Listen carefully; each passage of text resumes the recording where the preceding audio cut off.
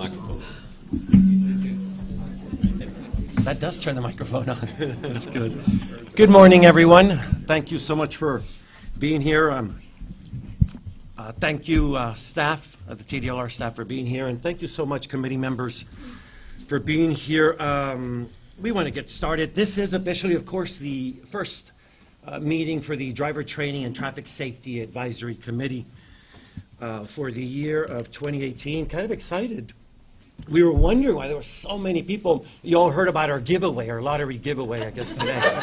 Yeah, so it's always great to have so many people come in.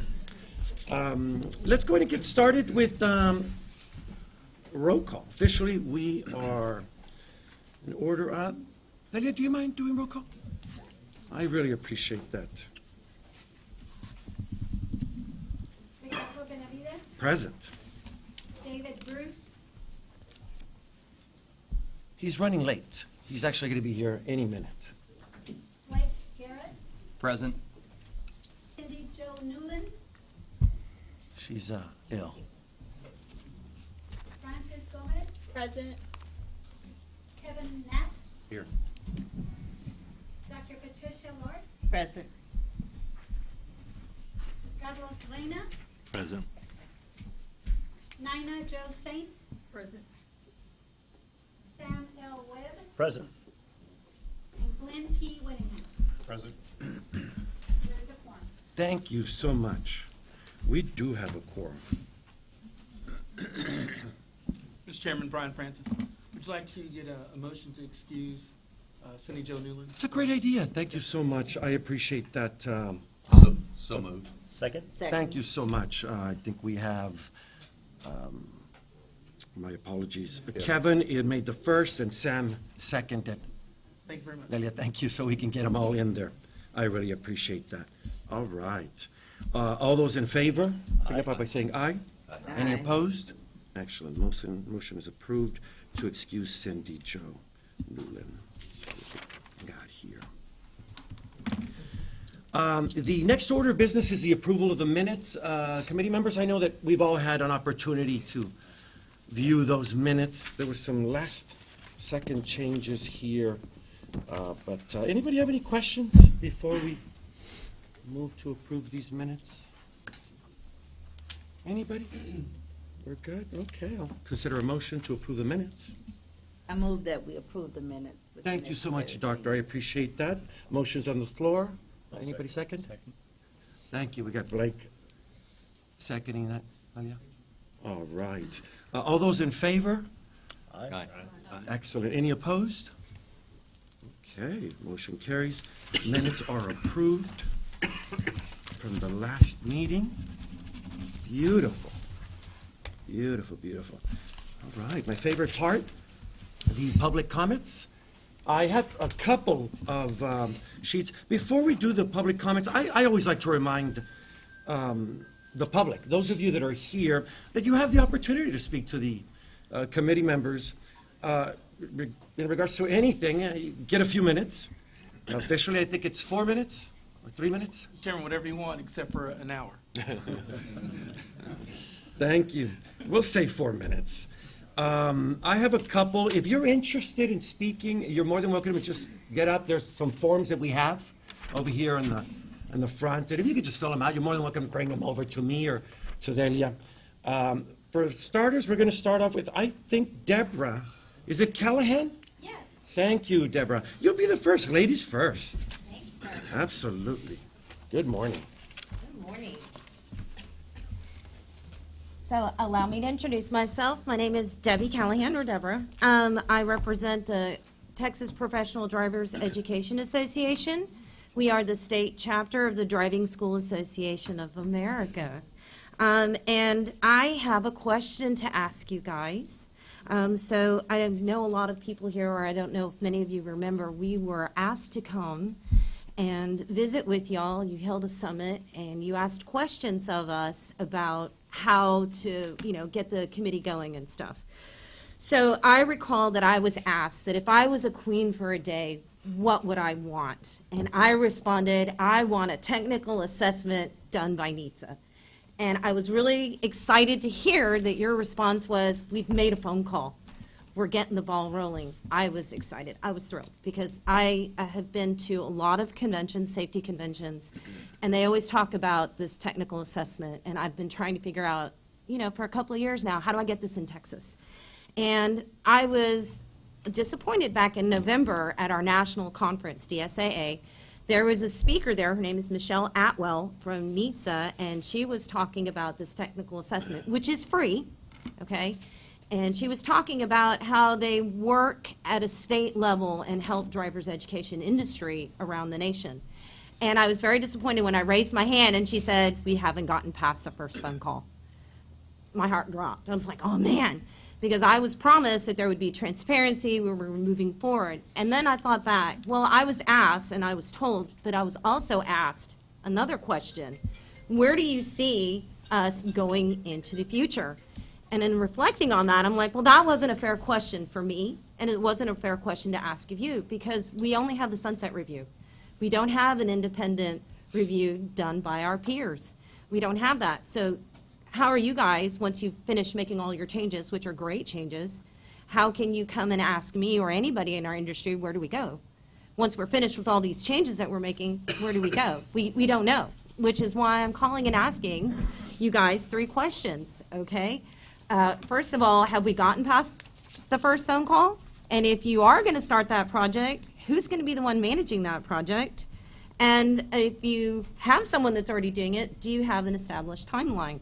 And this is a free technical assessment. NHTSA's willing, waiting, and wishing for states to reach out and get this done. I have spoken to individuals in Washington who work closely with their agencies that govern them, and they have found it a very valuable tool to find out what's working, what's not working, to set future goals, to figure out where do we make our industry vibrant. And I want to give you a little, because I know I only have 4 minutes, I want to give you a compelling tidbit. Michelle Atwell is coming to our, by the way, our association has been around for 5 years. We're celebrating in April on the 20th, and Michelle Atwell is going to be the speaker at our event. It's April 20th in San Marcos. You can always go to DSA website and find out. But she's coming to Texas for that. And then after that, she's staying for Lifesavers, which is a huge traffic safety. And it's like a 2-day event, multiple speakers, motorcycles, multiple levels, and she's going to be here for that. I'm pretty sure if you guys reached out to her, she would stay. She would stay longer in Texas and meet with you guys. If not, she said she would be thrilled to meet with you guys through the web, another phone call. And if you don't have her information and you need her information, I have a photocopy of the one business card I've got. So that's what I'd like to hear from you guys, is like, where are we at? Where are we going? Thank you. You're welcome. Thank you so much, Debbie. We're really not allowed to. Okay, I just didn't know, did anybody have any questions? No, that's quite all right. Anybody have any questions that we'd like to pose? Thank you Do you so want me much to- for your time. We really Yeah, do appreciate you it. want her information? Yes, absolutely. We'll take all the information you'll give us, Debbie. Oh, and by the way, I will be coming back and asking where you're at with it, because I promised with all my heart that I would stick to it. Absolutely. Thank you. Thanks, Deb. Thank you. Thank you. Oh, beautiful. Thank you. Mary Winston, TDLR. Nina, I think we found someone that's almost as passionate as you.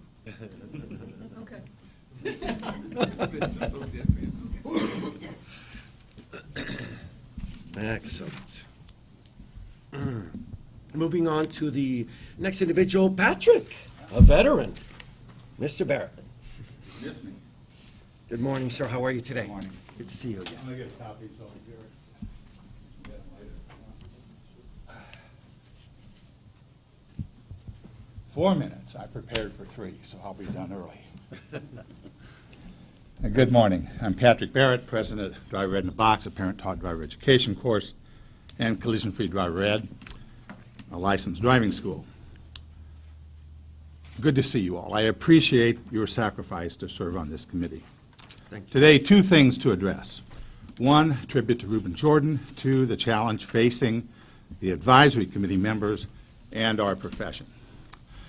Ruben Jordan was a driving instructor who became the owner of Friendswood Driving School. He died as he lived, putting others first. I had some interactions with Ruben, but my sister, Becky Surrey, worked many years with Ruben and then for Ruben at that school. She told me Ruben was good to work with and to work for, that he gave extra help to the students who needed it and communicated well with their parents. Ruben was a credit to our industry and will be missed. I wish his heirs well in their pursuit to continue that school, and I want to thank the TDLR for making the effort to remember Ruben and to honor his contributions. The TDLR has regulated us now for over 2 years and has significantly reduced the sheer volume of rules and regulations and streamlined certain processes. Thank you. The question is, are we moving in the direction of producing collision-free drivers? The answer is a disappointing no. Not one change has moved us in the direction of producing collision-free drivers. The TDLR has no one with any expertise in producing collision-free drivers. That's not their job. That's ours. That task falls to the advisory committee and to those of us who have chosen this profession. We are failing at that task because you continue to support, defend, and promote standards that are designed to fail. The current Texas and the so-called national standards continue to produce minimally prepared beginning drivers who, once they get their driver license, know just enough to be dangerous. And now it appears we may be exporting these woeful standards to Saudi Arabia, so they, like Texas families, will experience the plague of deaths and injuries from vehicle collisions due to ill-prepared beginning and experienced drivers. Now, I realize most of you know little or nothing about producing collision-free drivers. Well, why should you? There's no accountability to do so, and your operations and approvals do not require that expertise. For many of you, your business is selling reprocessed electrons. What is missing and needed? On your part, I believe it's the self-awareness about what you don't know, the willingness to learn the techniques of collision-free driving, including the realization that this can only be learned or corrected in the vehicle, and the courage and backbone to make the changes that serve the public interests instead of your own. I hope that you accept and act on this challenge. Thank you, Patrick, so much. Appreciate it. Mr. Chairman, Brian Francis. May want to acknowledge the arrival of Mr. Bruce. He joined us. Hey! Apologize for being late. Absolutely. Good morning, David. Thank you so much, Brian. Absolutely. David Bruce has just joined us. Okay, you are present. Thank you, Brian. All right, before I move to the next item on the agenda, anybody else? Anybody else would like to come up and talk to the committee members? No one else? We don't have anybody else, right, Delia? No. That's it? Okay, excellent. Brian, do we want to touch on Agenda E? Yes, sir, absolutely. Absolutely, thank you. The next item on the agenda, recognition of service by the department to the family of Coach Ruben Jordan. Mr. Chairman, we want to pin this item for the next meeting to give an opportunity for Mr. Jordan's family to arrive here. I will just tell you that the certificate that we put together, it's moving.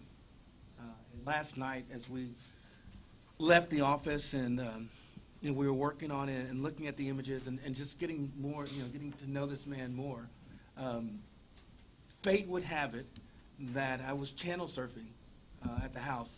And excuse me if I get emotional, but it really hit me last night, just channel surfing. And, my beloved Vikings didn't make the Super Bowl. But I'm still interested in the game. It's a powerful game. And I was watching, was flicking through the TV, and I come across Inside the NFL. And they were doing a recap of the Super Bowl. About 12 minutes left in the show. And you have Ray Lewis, and you have Boomer Esiason, Phil Simms, Brandon Marshall. They're all kind of sitting on the couch, and they're talking. And so they do a quick promo to J.J. Watt, who was honored as the Man of the Year for the stuff he did with Hurricane Harvey. And just a split second after they showed J.J. Watt, they went into a 5 to 7 minute documentary on Ruben Jordan. Wow. And they started showing his life, what he meant to the community. my mouth dropped, my eyes filled with tears, and my wife is like, "What's going on?" I think she thought I was so happy she was back from New York. I was, but that wasn't it. And she said, "Baby, what's going on?" I said, "We're going to honor that man tomorrow." And we sat there and watched his life story about a man who selflessly went out and was lifting people out of the water, out of the flooding water, putting them on boats, saying, "No, you get on that boat. I'll take the next one." Putting people on the boats, I'll get the next one. That's how he lived his life.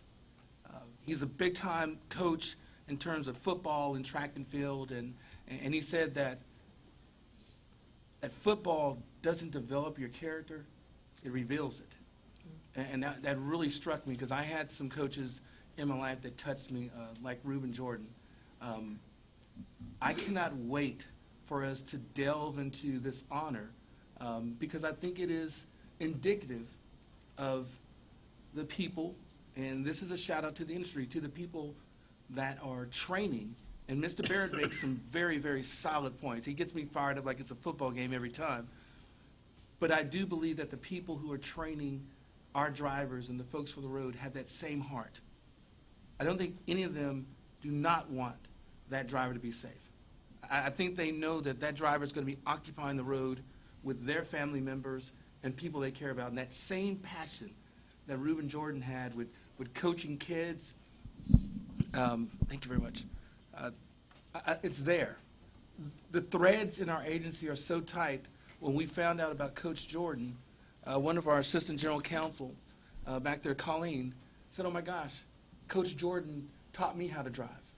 I mean, there is a connection in a web that goes throughout this moment. So I think it's appropriate for us to pin this for the next meeting, so we can have Mr. Jordan, Coach Jordan's family here to receive and hear the words that we have to say about him. So with respect, I would ask that you pin this item for the next meeting. Absolutely. Thank you so much, Brian. I move to add this to the agenda for our next meeting. Second.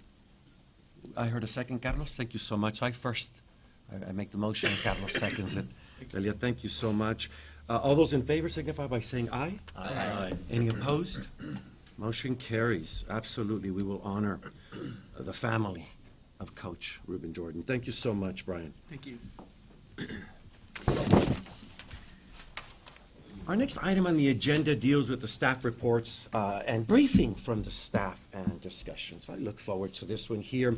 Our first one is going to be the licensing division, and that is Chloe.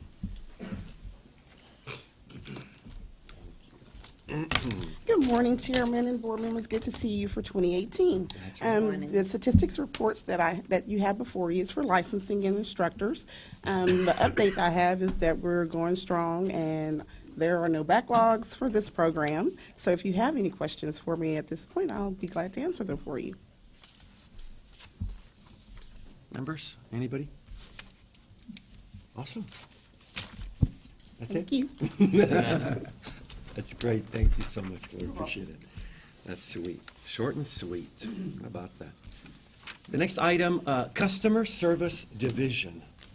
Is this a new Yes, it is, Mr. Chairman. Good Yes, eye. Mr. Chairman. Man. I Good love morning. that. Customer Service Division. I love it. Good morning. Yes, sir. Good morning, Chairman and board members. It is a pleasure to be before you. Thank you for your service. So, yes, this is a new agenda item. Customer service has been here all along, actually, behind the scenes. And there came a couple of questions from a couple of areas, compliance and some other folks that had joined the agency, just found out what we do and thought, wow, that story needs to be told. So I was tapped and said, okay, you're up. And so I'm here and I'm glad to be here. My name is Trey Seals. I am the director of the Customer Service Division.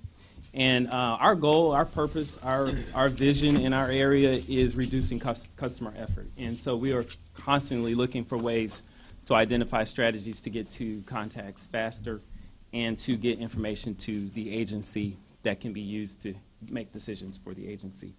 With a team of 54 dedicated, hardworking, passionate individuals, we get that work done. it's a lot of work. And to that point, we took about 500,000 contacts last year with that team. Now, we don't just do phone calls.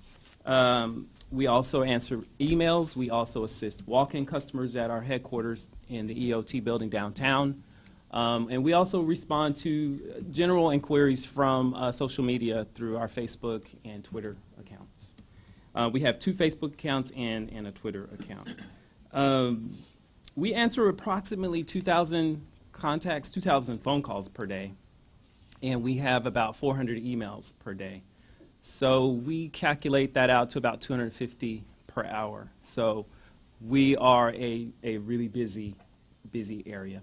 We are located on the 6th floor, and we take up the entire floor. We also have folks who work from home, and we are constantly looking for ways to be more efficient and use technology to our advantage to get the folks to get in there and engage with our customers.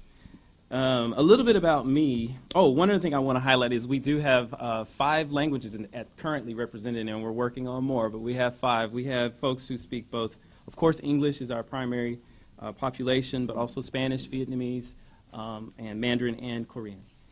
A little bit about me. I speak a little bit of Spanish. I tried to learn a couple of the others, and I gave up. A little bit about me. I've been with TDLR since 2005. I came over with the Cosmetology Commission being reassigned, the industry assigned to the Department of Licensing and Regulation. It was brand new for me. This agency has been just a godsend for that time. We jumped in, myself and a few folks from that agency, in customer service with 9 people, and we've just continued to grow with the agency. And I started as a supervisor at that time, and have at this time, after 13 years, I'm now the Director of Customer Service. So that's a little bit about my story. And this was, I remember the first day Brian came in to the Cosmetology Commission, and I knew that I wanted to work for that person, and I knew I wanted to be a part of this team, and I've never regretted that decision. Mr. Chairman, actually, the first day that I met Trey, we come into the Cosmetology Commission. He was doing performance measures. There were 9 people in the lobby, and it was English and Spanish. Trey was handling that. He was also handling the phone, and he was working on a licensing issue. And so it wasn't that he wanted to work for me. I was like, I want that guy to come and work here. And that his passion is evident. Trey is extremely passionate, and he's being very reserved for you guys. I don't know why, but he's extremely passionate, because you have to be when you're delivering customer service, and I think you'll know it as well. His team is fantastic. The challenges and being the front line for our agency has been phenomenal. I talked to Trey probably about 4 months ago and said, we need to start getting you at the advisory board meetings, because most of the people are only going to talk to your group. I mean, that they're going to go to customer service with over, 500,000 phone calls and contacts coming in. He is very, very technologically savvy, and also he's addicted to technology. So he's constantly finding new technology for us to consider, and he's a challenge to kind of hold down, but it's a beautiful challenge to have, and I know Blake and you guys can appreciate that. So. Thank you. So one last thing I will say about our team, because I am really proud of our team. At November, with the addition of the new programs in the second phase, it just increased the challenges that we are facing. And our folks have responded to my call and my constant. One person came to me and said, you're not about rapid prototyping, it's constant prototyping. So it is something that I am passionate about, and I feel we can always do better. So our folks have risen to the challenge through extra hours and overtime and all the things that we've tried to reconfigure how we approach the work, and we're having fun doing it. So I do want to highlight a little bit about this particular industry. You are in the top 5 of the programs by volume, and most of those folks are calling about parent-taught driver education questions,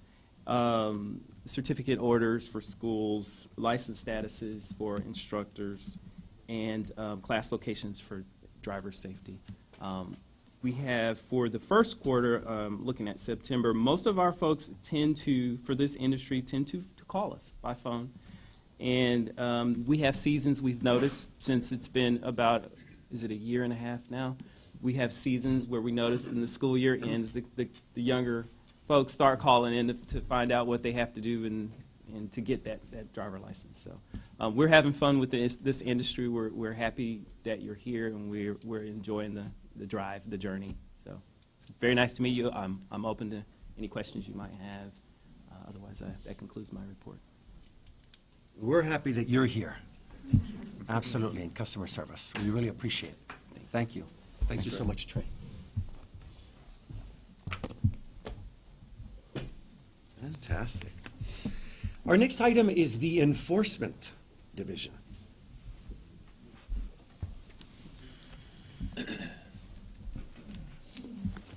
Good morning. Good morning, board members. Good morning, Chairman. Ron Foster, I'm a senior prosecutor in Enforcement Division, as you may recall from the last meeting. That's right. So if you've had an opportunity to look at our report, you'll see it's a little bit, it's on the brief side. I don't have any updated final orders, which would be our case highlights normally. So I'll just talk about the big project that we have underway right now. Some of the members are on the work group. We will be working on that enforcement plan. We have a meeting coming up on February 12th. I've gone through, took me quite a while to That's get right. the initial draft together on that. It helps when the rules stay the same and they keep changing. But you'll have an opportunity to tear that apart, and we can work together to come up with a very good enforcement matrix that y'all would feel comfortable using. There's a few numbers on the statistics for you to see. We did open up 29 cases since the beginning of the fiscal year, and we closed or otherwise resolved 15 of those. And we haven't collected any penalties on those. So there hasn't really been a lot of enforcement activity. Most of my time, I'm one of 2 prosecutors that do work this program, and most of my time has been trying to get that enforcement plan put together. But I do have some active cases at this time as well, but I can't go into those. If you have any questions, I'll be happy to try to answer it for you. Members, anyone? Thank you so All right, much. thank you. Thank you so much. I appreciate it.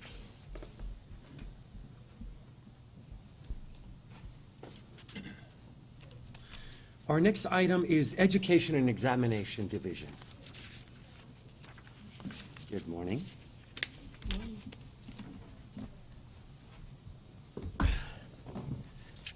Good morning, Mr. Chairman, members of the board. I'm Ray Pizarro, Director for the Education Examination Division.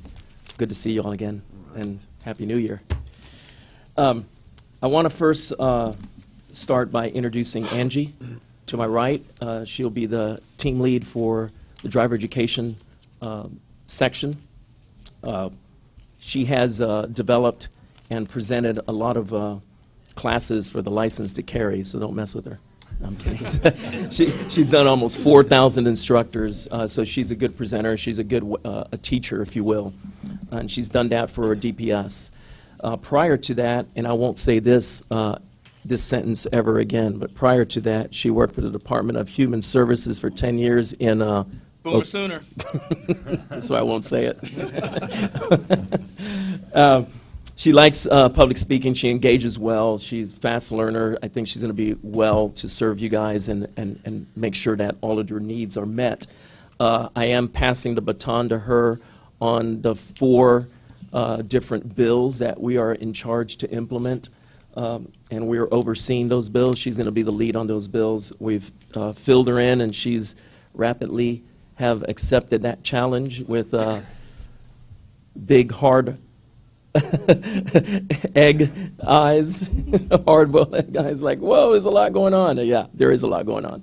So if you have to reach her, if you guys have already met her and talked to her, get her information, chit-chat with her. She should be getting her business card shortly. But as usual, if you guys need to get a hold of our division, always reach out to us at the DES at tdlr.texas.gov, and our team will be able to answer any questions you have. Also, we have Jennifer. She's in the back. Jennifer joined our team from DSHS, and she has a lot of knowledge on some of the programs that came over from DSHS, including mold, But one of the things she'll be working on that's on our direct oversight is the offender education program. So her, and along with Ann Pascal, who's part of our team, are making sure that that program is up and running, and we're working well with our third-party vendor to administer those workshops. And we'll also be looking at the responsible pet owner. We're also in charge of that, and there'll be some rules that we are going to propose so that we are able to approve those courses, those who are wanting to teach that offender course for responsible pet owner online. Our team is going to be able to approve those courses as well. Okay. I'm going to hand over to Angie here. She's going to give you some of the briefing on some of the bills, and I'll chime in from time to time. Good morning, Chairman, members. I just wanted to say first, when I came here for my interview, I had to sit in the office area for a few minutes. And I could hear the employees talking, and it was a customer called and said, this isn't very search friendly. And I agree, let's try to change this. And, oh, let's do that. That's a great idea. And I thought, put me in, coach. I want to be a member of this team. And so when Ray called me and offered me the position, my first thought was, what are you going to pay me? No, I'm just kidding. It wasn't. It was my second thought. No, my first thought was, wow, they picked me. I get to be a member of this team. And from what I've seen so far, they're the epitome of their core values, the innovation, the teamwork, the excellent customer service. And so rest assured that I will prove to you every day you made the right choice. The Community Safety Act, as you know, it's to standardize traffic stops procedures. We are working on a video. It will be approximately 20 minutes in length. There will be 2 scenarios. We will have a day scenario and a night scenario. Right. Some of the things that Senator West mentioned in his conversation with us is to ensure consistency and effectiveness. And so those are some of the things that we're talking about with these videos. We're going to look at having freeze frame, voiceover, inner monologues, those kinds of things. And we're working with DPS and TEA because those kids in the public school are also being touched on these things. It's crazy on how many traffic stops occur in this state. We've heard up to 2.6 million that Just from DPS troopers. just from DPS troopers who have done that stop. It's pretty good. Yeah. The Community Safety Act has the potential to make a huge impact. I know in this day and age there's a huge fear, not just from law enforcement, from the general public as well. The public and law enforcement needs to know we've heard their concerns, we validate their concerns, and what are we going to do to help them. And again, it backs to our core values, the innovation. We have the ability to make a very valuable change. And with that said, we also feel there's a large demographic that won't be reached just by having this video for law enforcement or driver education, driver safety. We feel it should also be made available to the community. We think it should be on our TDLR website, on YouTube, maybe even with DPS. We want to contact local news stations. Get the word out there that we've heard you, we validate your concerns, and we're here to help. Guys, and Brian may chime in here, we are really, really excited about this bill and what it's going to do out there, because when I'm seeing and looking at these, just to give you a visual, looking at the creation of this video, which is, I want to thank ACC for stepping in and helping the committee to do this, but it's going to reduce that fear. I mean, you guys feel it when that siren pops on behind you, and even your children, I mean, they're like, oh my God, what is Dad going to say? What's happening? Why are they stopping me? And you have to understand that same fear is in the law enforcement. Who is this person in this car? Are they going to pull a gun out on me? Am I going to reach my family? I don't know what's going on. So knowing and living this video and understanding both sides, I feel like it's going to reduce that anxiety and that fear that's out there already. That's my hope, and that's what I think this video should accomplish. And as Angie was saying, we're going to try to reach out to everyone, and I think it's going to be well received. I'm really excited about it. Brian? Mr. Chairman, Brian Francis, last week I had the opportunity to testify at the Homeland Security hearing in Tyler, Texas, on the Community Safety Act, and I didn't do anything. I mean, Ray and his team have done all the work. They have represented our agency well on the committee. It's a committee that's comprised of, as he said, Texas Education Agency, as well as the Texas Commission on Law Enforcement. So you have those three legs on this stool that are working together to make sure that the information the law enforcement's getting is the same as the kids are getting in high school, is the same as the person who's either going to driver safety or a driver education course. Consistency is the key. It changes the expectations. It moderates that moment. And as Mr. Barrett said, we want to have collision-free moments. This is also going to contribute to conflict-free moments when that stop is taking place. And it is something that we're extremely proud to be at the front end of it. You're going to be the delivers of it. This is something you're going to add to each of your courses. You're going to have an opportunity to make that difference and be a part of this change. And I think it's important. One of the things that we've talked about doing is having, well, how do you identify if it's having an effect? What's the impact of it? Is there a test we can give? And what we want to do is attach at least 3 surveys, the opportunity for a survey, I should say. So at the end of a driver education course, here's a survey link that you can provide to your student that says, so have you had a stop before? How did you feel in that stop? Now that you've taken this information, how do you feel you'll handle the next stop? Or have you had a stop where you've been able to apply this information? Obviously, the folks in the driver's safety course have already had a stop. So we're going to be able to really test, how did you feel on the stop before, but now that you've taken this course, do you think this will help? Do you think this would have helped? So we're going to be able to gauge that impact. And of course, as Angie said, when we place this on our webpage and on YouTube, that survey will be there for the public who just wants to go out there. And they view it and say, they'll be able to ask them the same questions. That's the data that's really going to be able to have us refine this information. When we look at it in 6 months, maybe we need to make it a 15-minute video and less monologue and more scenario and activity or more role play. But that's going to help us be smarter with this and bring that consistency. So I'm really proud of it. But at the end of the day, you're going to be the ones that make it happen. You're going to be delivering the courses, and your willingness to fold this in and make it something that's highlighted and important is going to be critical to the success of it. He's stealing some of our thunder. Oh, dadgummit. That was my next Don't give me thing, your but notes. go ahead. Don't give me your notes in advance next time. Well, since Brian said it all, our next committee meeting on the Community Safety Act will be March 23rd. Are there any questions for us regarding the Community Safety Act? Chair. Yes, go right ahead. Yes, you mentioned, and I will mention this to the committee, one video for both driver education and driving safety. When we Yes. have different learning styles in those two groups, Let me- is any of that being taken into account? We're taking into it is taken into account. It is going to be one video. There's going to be to give you more flesh to it. There's going to be a night stop and a daytime stop.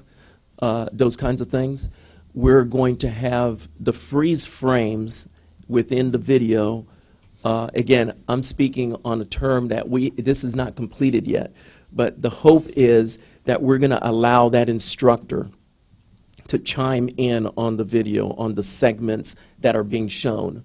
So, for example, if it says when they stop you at a stop and it's a nighttime stop, pull over in a safe way, in a safe manner, there may be an opportunity for that instructor to say, hey guys, just so that you know, if you're a single female and it's dark, it's okay to drive onto a well-lit area and pull over. Those kinds of things. If you're still unsure if this is a police officer behind you, you can do X, dial 911, whatever it may be, and those monologues and those segments, we are going to have a meeting as a committee, as a group, to ensure what we're saying on the peace officer side is correct, as well as for the education. But having the same video for both the 6 hour and the 32, yes, is the same. I know there's going to be some challenges because the 6 hours mandated by law, only 6 hours. So I get where you're going, Nana. Yeah, the next question was the time. Yeah. fits with the teen course. You've got 32 hours to try to Right. manipulate this 20 minutes, but you have a 6-hour class for the 20 minutes, which is huge. Right, and as Angie was saying, the currently we're looking at a max of a 20-minute video. There may be opportunities for us to use that same video and condense it as I always think of, driving safety as continuing education, remedial training, So there will be an opportunity to possibly use the extended version to a condensed version. However, that condensed version or the initial version of less than 20 minutes may be okay and may be sufficient, or it may be small enough that will fit quite nicely in both.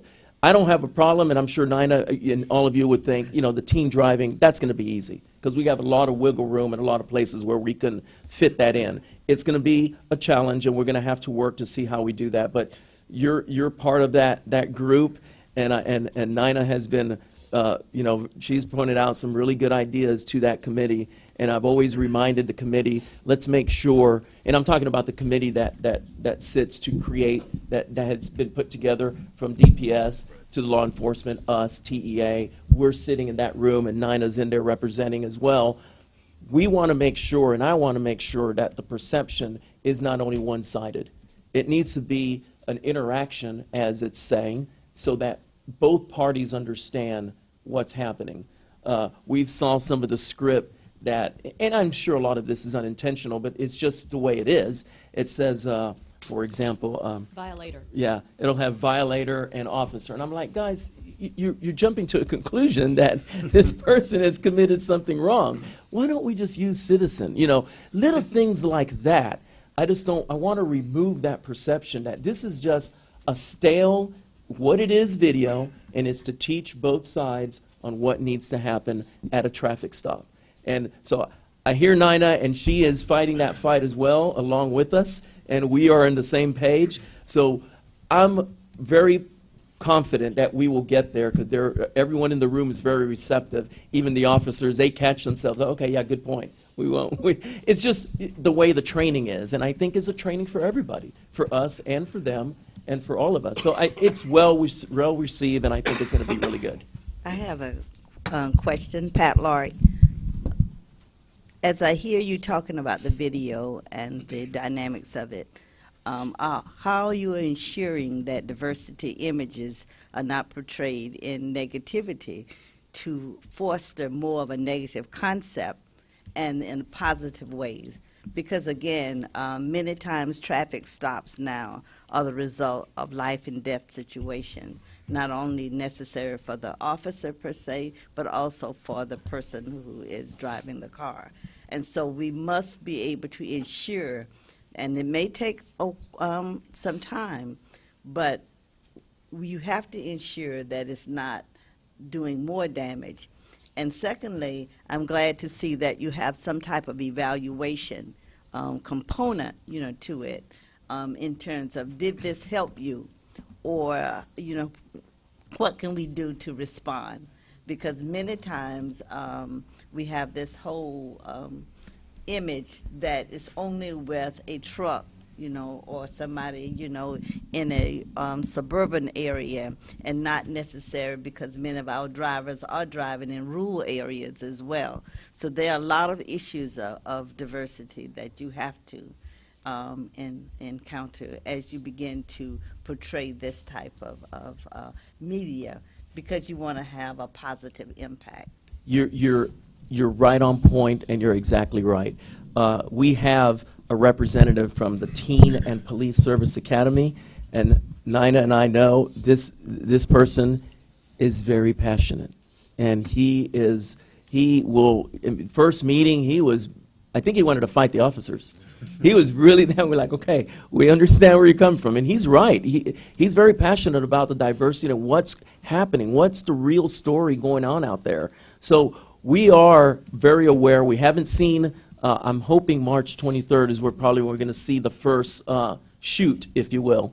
We haven't seen that, and I think that's going to probably drive some comments from TDLR's perspective, and I'm sure Nina will have some comments then, but that's on our radar. We want to make sure that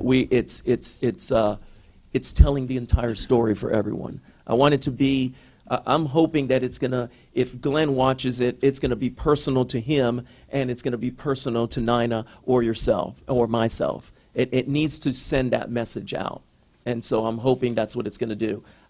I'm not running the filming here, but I am going to be critiquing on it, and I'm sure Nina's going to be having her say Yeah, as well. because images are so important. Agreed. And I think many times we underestimate what an image, impacts and how that does. Thank you. Yes. Brian Francis, Dr. Lark, thank you so much for bringing that to our attention. It is important. It's something I know from the reports that Ray's given me, the voice and just being directly, the voice of African Americans who have experienced some really bad moments. It's already being reflected in that room. We'll make sure that we carry that forward in the images because it is critical. I'm a poet and I love my words, but there's no doubt that that picture is worth 1,000 words. It's true. That image can imprint and stick, so we'll be mindful of that as we go through the process, and when we do the first viewing, we'll take a look at it. Mr. Chairman, Yes. Kevin Knapp. First, let me tell you, I think this is very, very important. I think it's a great program. I think we have to caution ourselves because there's so many things that are very important. Water safety, ITTD, this, and it all keeps collecting to driver education. And before you know it, everybody's going to be taking a 6-hour course and then another 2 or 3 hour course or whatever. So I don't have a solution. I'm just saying that we probably have to caution ourselves that everything that the state legislature thinks that is important, it maybe shouldn't funnel down to driver education. And maybe it should, but it's just a caution. Absolutely. Thank you. Mr. Chairman, Carlos Reyna. Ray, as a father of 2 law enforcement boys that are out there, I was just wondering, I have 2 concerns on this. First, is there any time being spent giving maybe a minor introduction to what the officers go through and why sometimes they act the way they act? Because the fear that's there today is a lot different from when my son started patrol 10 years ago. Okay. I mean, yeah, and good point, Carlos. They're telling stories in that room, and I'm thinking, oh, never thought of that. You have officers are stopping someone, and again, they don't know who's in the car. They don't know what's going on. They stopping this person. They run the plates.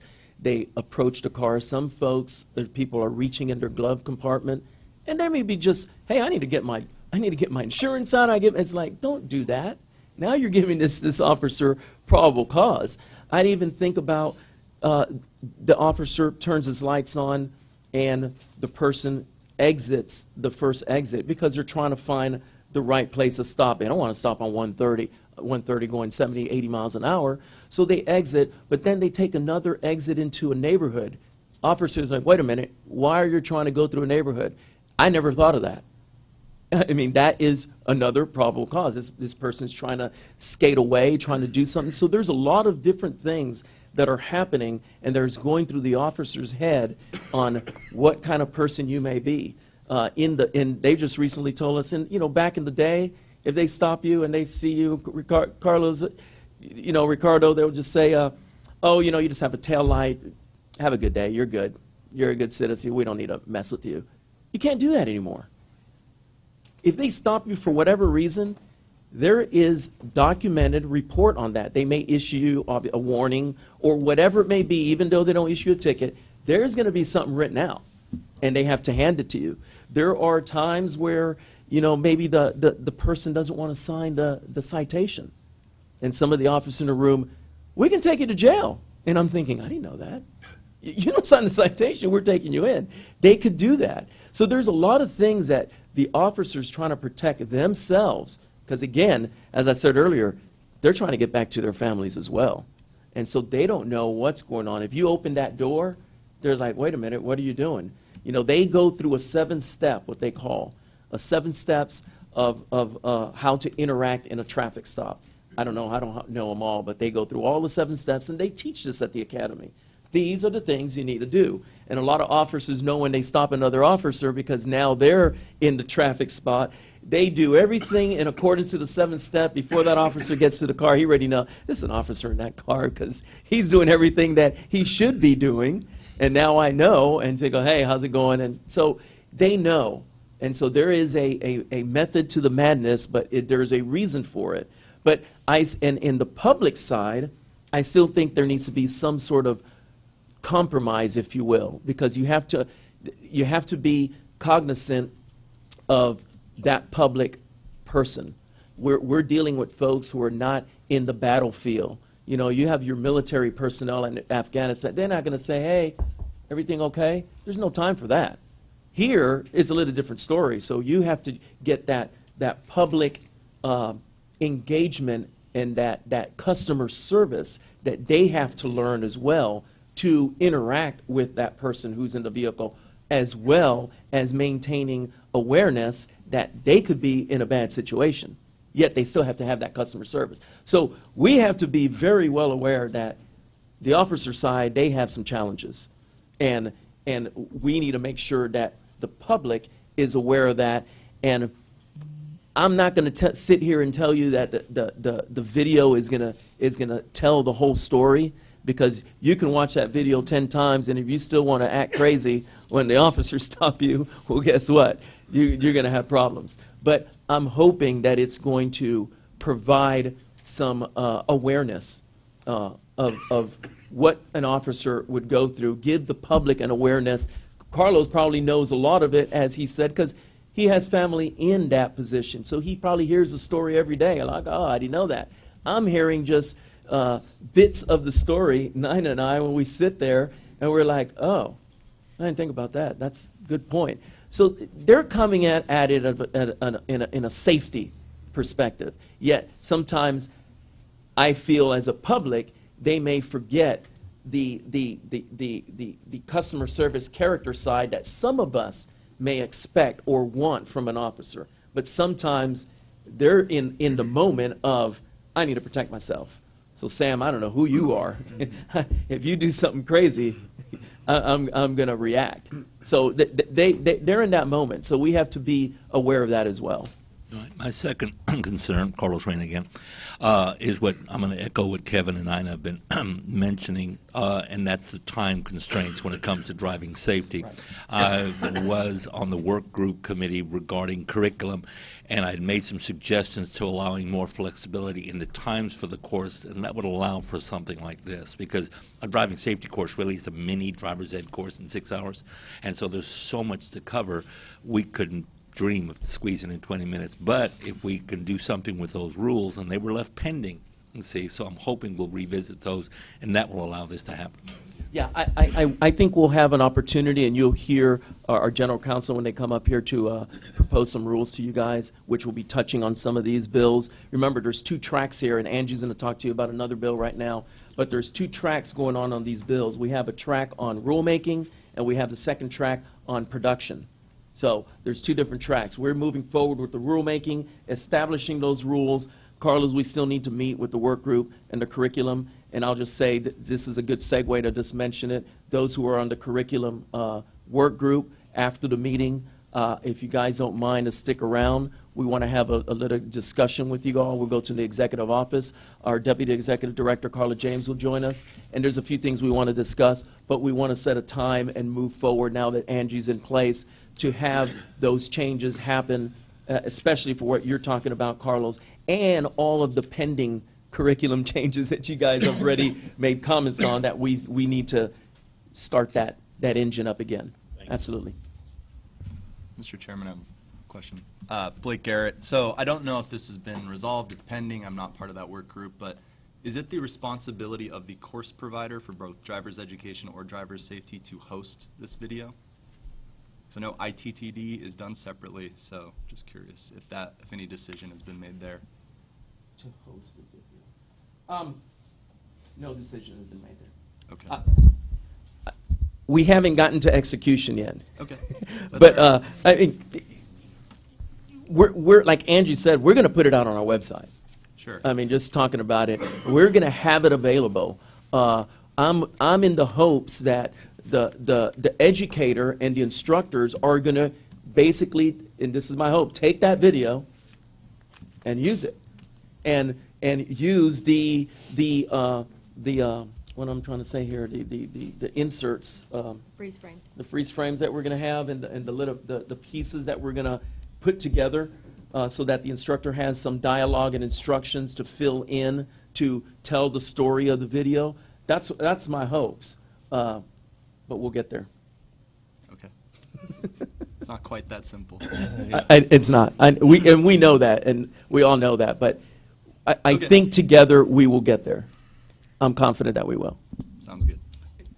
Brian Francis, Mr. Chairman, how it starts is not how it's going to finish. There are going to be multiple ways that it's going to ultimately be distributed. You guys are going to have some flexibility to be dynamic in the way you present it. The key is the elements that are taught for driver education and driver safety, that are taught for the students in TEA, and those for the officers, those have to be consistent. That has to be consistent, that message and those educational moments, so that there's consistency on what the expectations can be. Ultimately, it's going to look different from each person, except for it's going to be talking about the same thing, but maybe done in a different way. I think the video becomes a starting point, and then, Blake, you guys are probably going to run and scramble egg it all up, but you're going to make sure it looks the same, that the ingredients are still eggs, still got salt and pepper in there, but this is over easy, and this one's scrambled and all that stuff. You guys will figure it out, because you're the educators, and you know, I think it was Nina that pointed out, there are different learning styles for the populations, for the police officer, for the students in high school, and for our driver education and driver safety groups. So the educators in those groups are probably going to drive it at the end. It'll look different than it starts. Any other questions?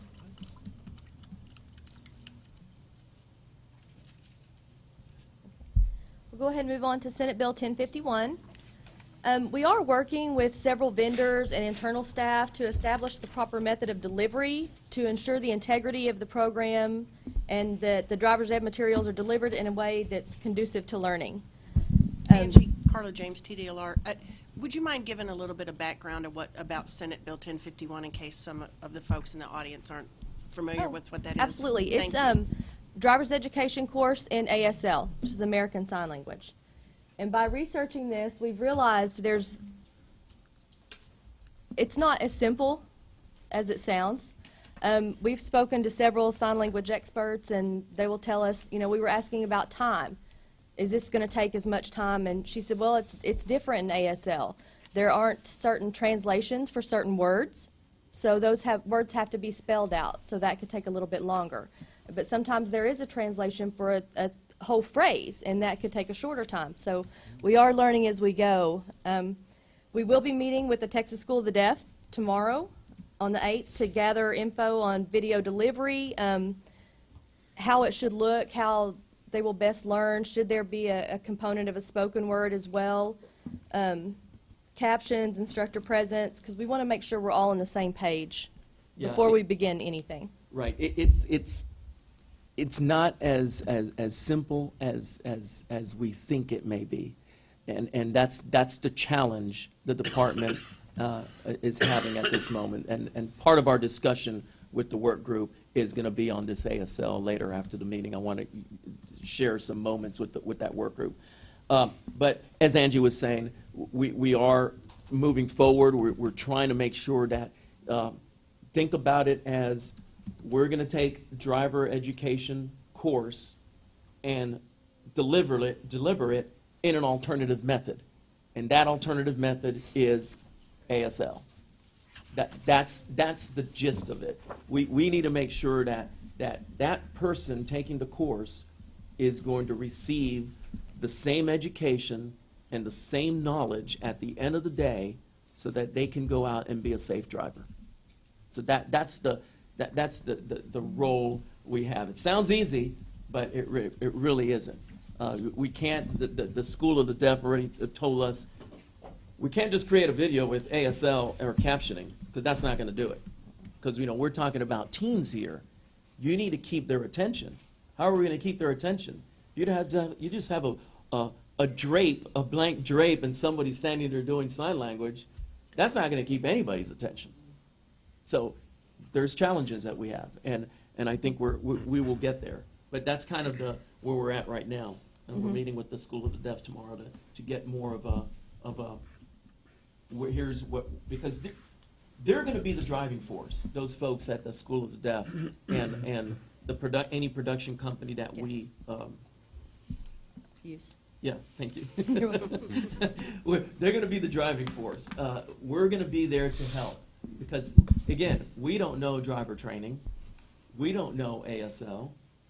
So we are going to use board members. We're going to use School of the Deaf. We're going to use the people who know about this to drive the success of the implementation of this bill. Ray, So if it's I going to be a could- challenge. If I could, Carla James, TDLR. Ray's exactly right, but I want to reiterate that this board is where we're starting because you are our experts in this field. So we're going to turn to you for some assistance, as Ray said, and we hope to meet with some of you after this meeting because you are the experts. So we're starting with you, and we're going to include the deaf community and the School for the Deaf to make this as comprehensive as possible. But I wanted to reiterate that you're our starting point. Angie Schmidt, E&E. I do want to say also that all those that we have spoken to in the deaf community are really excited about this.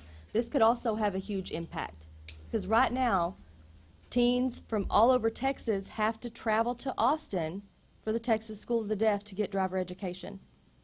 There may be a child in El Paso whose parents can't afford to send them all the way to Austin. So they're just out of luck. This way we will be able to reach all those people, not just teens, maybe adults that couldn't travel either. And I think there's about 87,000 children, deaf children in the state of Texas right now. So this could, potentially impact a lot of lives. The ASL reminds me, Brian, back when we had the licensed court interpreter program. Just because you know how to do ASL or just because you know 2 languages and interpreting doesn't mean you can do it. Because, and I never thought of that, because there's going to be terminology in driver education that those ASL instructors don't know because they don't use it. Just like in court terminology, just because you know an alternative language, well, you never use that particular technical term. You don't know how to translate it. So we're having those same challenges here, that it's going to be that difficult part. And there's that one ASL instructor, and that does driver training, and she's at the School of the Deaf. So it's going to be a challenge, and we're going to find that moment where we're going to come together and we're going to be able to deliver the right message to that community. I'll just add one thing, Brian Francis. At the end of the day, this product is then going to be available to all the schools. Correct. So when you have a student that is enrolled in that needs that assistance, you're going to be able to point to the webpage and have that product. So it is a product not just for TLR, but it's for the state and the community. And that's, again, I will say what I said before, Blake, it's going to finish different than it starts. We're going to learn more about our process and how it evolves as we go down. But I'm excited about it. Carla and Ray and Angie are running with it, and I'm feeling good about it. But Ray, I'll qualify something you said. I never thought it was going to be easy. I don't know why you did. What was done is Did I say easy? I never thought it was going to be easy. I think it'd be done already if it was easy. That's why we have it. It's not easy, but we'll get it done. We're going to make it happen, man. It's going to go down. Mr. Chairman, there are other bills that are going to impact driver training, but I'm not going to steal any thunder from compliance. Michael Ford, he's been working from the compliance perspective. Kudos to him. This is not just us and the Michael Ford Strawn. I call him Ford. Okay. That's his name. He's been very instrumental in helping in these bills, the law enforcement action and 1051, but he's also working on some other bills as well, and I'm not going to steal that thunder. He'll talk to you about those. I want to move over now to our inspections. We've done thus far 337 periodic inspections since July 2017 in the driver training program. And I have to say, they have been great. There's really haven't been any problems with any of the schools we've seen. If we saw any issues, the big issues would be record keeping. I mean, that's really what you guys are doing. And the problem is, and this is my guess, since there hasn't been that touch from us helping the agency that oversees driver training, if there hasn't been that touch from us, you guys kind of would forget kind of the things, crossing the T's, dotting the I's. You get a little complacent on what you need to do because you're trying to get those kids through. So we'll see things like school representative signature not signed. The grades on each unit are not entered. You know, things like that. Just basic stuff that we did not complete everything. So those are the kinds of things we're seeing. But all in all, it's going really well. It takes anywhere from 60 to 90 minutes as opposed to a cosmetology inspection from anywhere from a day, day and a half to half a day. So it's not that big of a deal on the inspection. Yeah, I said not big of a deal, Brian. It's pretty straightforward on this one. It's always easy, man, after it's done. Right? And you'll see some of the statistics on our report regarding the inspections and how many providers we have. One other thing, we're making we're cleaning up our database. The database that came over to us, we're trying to clean that up because we're sending out our inspectors on an Easter egg hunt. They go out and we think that the school needs to be inspected and the school's closed.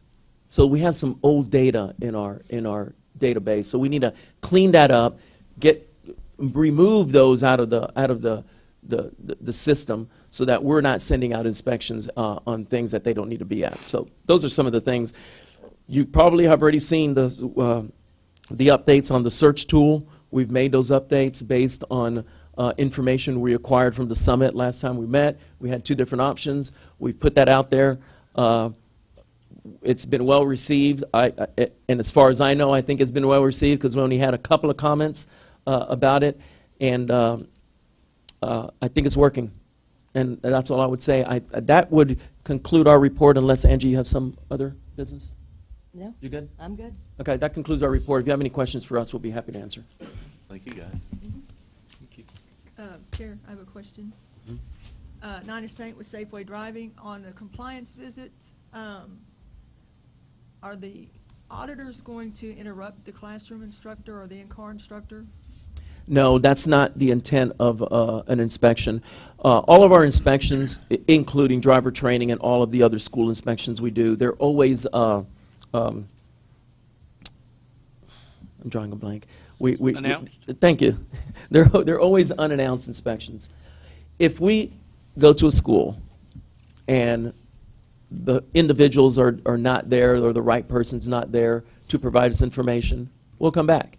In fact, it happened recently in Houston on a cosmetology school. They had a substitute teacher, and we were there in Houston for a high school college conference. So, of course, all of the local schools are at the high school college conference. They put a substitute teacher. We took advantage of being there. Well, let's go visit the school and do a periodic inspection with our new inspector. We go there, substitute teacher's, I don't know where anything is. What do I do? And I go, you know what? We'll come back. Have a nice day.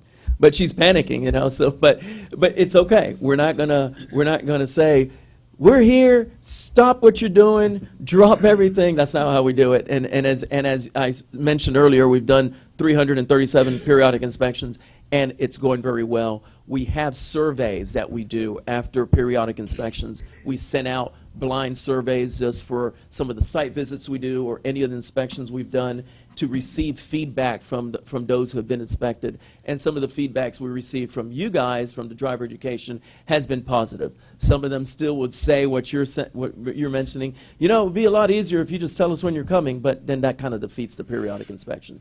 So we've had some of those comments, but all in all, everyone's saying, oh, well received, great, they're in and out, painless. I understand now what you guys are doing. I understand the need for it, that kind of thing. So it's been well received. I don't think we're having a big issue with that part. Any other questions? I have a Carlos Reyna for Angie. So how much is Brian paying you? Well, I'm here. I like you. Oh, yeah. Blake Garrett, quick question. If a school has not had that experience, or maybe potentially been interrupted during a visit, what's the process they should take? I'm seeing their heads are going the other way as you're talking, so if it's not going on as you think it is, which is how it should be, what's the process a school owner should take? Well, They should tell Ray. yeah. I mean, the Ray, inspectors. so Ray is the the... Sure, just- report to Ray. just- yeah. Not Trey and his team, but Just straight let me to know. Ray and then- But Not to me. we work, let me just say this, we work with the schools. And of course, you guys know, there are going to be schools, I'm not saying just driver training, any schools we inspect, there are going to be those who are trying to do something deceitful. And my inspectors, they have been trained, they are nationally certified, they know when they smell a rat. So, and they know when schools are doing well. They go to play, we're not messing with you. But there may be schools out there that we inspect, and we can tell that they're trying to make some. It's like, guys, we're going to need to see this. And the folks are there who are needing to provide the information, and some of them just won't want to provide it. So, of course, they're going to be resistant, and they're going to have that moment. But, again, I can't just, and that's why I'm telling you this, because there could be all kinds of scenario of what's happening. So, yeah, just let me know, and we'll go through them. But we're not, again, we're not there. We're trying to be transparent, and we're trying to do our due diligence to make sure that everyone's in compliance with the laws and rules. Any other questions, folks? Thank you. We'll talk later. Good question. Thank you Good job. so much. Good job. Okay. Any questions, members, before we continue? We're doing good? See? How much more time do we have? Yeah? Do you mind?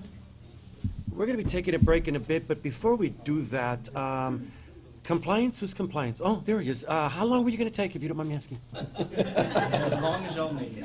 I appreciate that. If you don't mind, yeah, let's move on to, is that okay, Carlos? Sure, Jim. Yeah, well, thank you so much. I appreciate that. Agenda item 5, Compliance Division. Thank you. We'll take a break in just a few minutes. No pressure. Good morning, Chairman, members. Yeah, no pressure at all. So, I was going to talk for like hours just to make it to lunch, but we'll try and speed it up. So Michael Strawn, I get a new name every time I come up here, but so driver education and traffic safety compliance, and glad to be here this morning. Hope y'all are warm. Before I get started with my report, I wanted to take a minute to introduce my esteemed colleague here who decided to match me today. And so this is John Schildwachter. Hopefully I said that correctly. You did. And he just started with us on December 1st. And he came over here originally to work on our Transportation Network Company project, our new program that we got. And so I was handling that as well, so he's taken that over from me. But he's also serving as a backup to me on driver education and traffic safety. So he's been learning the ropes and everything.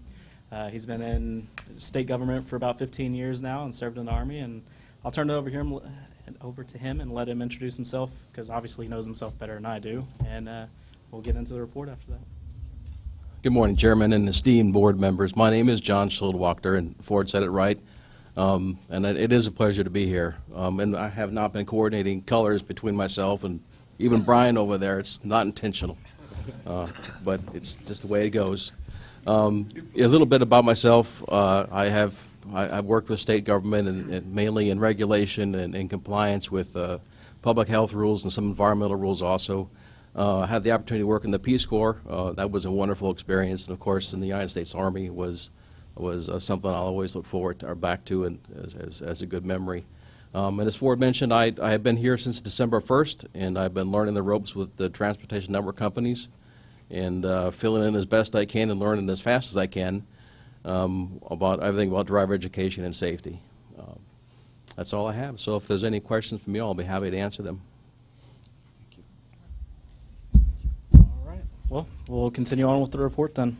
So the first thing I was going to talk about some of the projects that compliance has been working on. Ray mentioned earlier we're heavily involved in all of the legislative implementation and everything else, but I'm not going to retouch on that, especially since I only have 15 minutes. So one of the things that we wanted to do, and we talk about being innovative and customer service driven here, our parent talk guide needed some updating. We get a lot of questions. That drives a lot of phone calls to our customer service office, confusion to individuals that are taking parent taught a lot of times. So we reevaluated that. It's been a long time since we've done anything with it. Once we got it from DPS and brought it over here, we did minor changes to it. But really, we needed to take a fresh look at that. And we do that all the time with all of our programs, and from top to bottom, whether it's parent taught, driving safety, DADAP. So some of the things we looked at were, it wasn't even in a chronological order. And that can be confusing for somebody who doesn't know anything about driver education anyways. And so we took a step back and looked at how can we make this fit and flow for them. Also, we understand that a lot of people are very visual. I mean, the packet started as like 26 pages, and now it's at 16. And so we looked at how can we visually tell them. If we're going to tell them, you start with this process, and then if you're taking concurrent, you can, after the first 6 hours, you can go get a license, and then how to progress to that. We now give that to them visually as well. So just for that customer easement, less questions, less confusion, so they're not running back to their course provider, to us, and hopefully provide that self-service there. We're trying to simplify that information, and then in the essence of providing that customer service, we also added a Q&A section into there. So while we still dropped a couple pages, we did add a whole page about Q&A, so they could actually look at some of the common questions they had and answer those for themselves instead of having to pick up the phone or go to the internet or anything else. So hopefully more people are more inclined to read that packet and actually follow that information rather than just get it and be like, this is a wall of text and I'm just going to immediately call somebody and ask instead. So we're constantly looking at that, and that's one of the things that we just finished back in the beginning of December. We also, while I said we reduced a lot of things out of there, we also added another form into it, and this form is also available on our website, which is the parent-taught designation form. So this year, through legislation, you were able to designate a non-familial member or person to teach your child driver education through the parent-taught program. They can't receive a fee for this service, but it did allow a parent who may not have a driver's license or is not eligible, or a grandparent who's not eligible, to sign over and say, hey, you know what, their uncle is a great driver, I trust him with my child, and do all of that. So that was out there. Again, we put that out in September, but we did a revisement in December with this because we had a lot of individuals that were coming back to us here at TDLR with this form, which was actually needing to go to DPS. And so we learned a lot from our partners at DPS as far as how they were reading it, how they were interpreting it. So we went back, looked at it from top to bottom. How can we make big, bold, this goes to DPS, and take this with you, for your learner's permit. How can we get that information out there? So contrasting colors, and really looked at it. And since then, I have not had any complaints or issues. So I'm hoping we really nailed that one so far. And but like I said, we're always constantly evolving. We're constantly changing. Next thing that we have on the agenda I'm very excited about is we do presentations, and compliance especially. We go out and do public meetings and getting to know the community, involvement, training. And one of the things we're doing is the Education Service Center 6 presentations that we do. They have their workshops, and DPS has a part of that. I know NINA does it as well. Last year we went out to all the different regions, and we kind of just told them who we were, and it was our first time really doing it and getting to know them and what we're all about. This year we're really going out, we're really pushing the changes, the program that we have, the community involvement. We have a full room today, and that's one of the things we're really excited about, is getting people involved in advisory board meetings and our summits, strategic planning. And so those are all things that we're going to talk about. We're going to touch lightly on the legislation, although NINA does a big portion of that as well, but talk about it from our perspective and what we're doing and how that impacts them as well. So we're very excited about that and the information we're going to provide to the community, and as we continue to grow in this and learn with you all and what you all need, and be that partnership that I think that we all want and hope to see from this. Getting into a little bit more legislation, we're also working on our driver safety certificates and that whole implementation process. You'll hear a little bit later from General Counsel. I don't want to steal any of their thunder about what changes are going to be happening, but on the business side of that, Senate Bill 848 and House Bill 912 allow for the electronic issuance of a driver safety certificate. Now, we've been tasked with figuring out how we can do that and keep it as secure as the paper copy that's mailed to somebody. And there's a lot of hurdles to jump through there, because obviously you can't control the paper or special printers that the public has in their general home.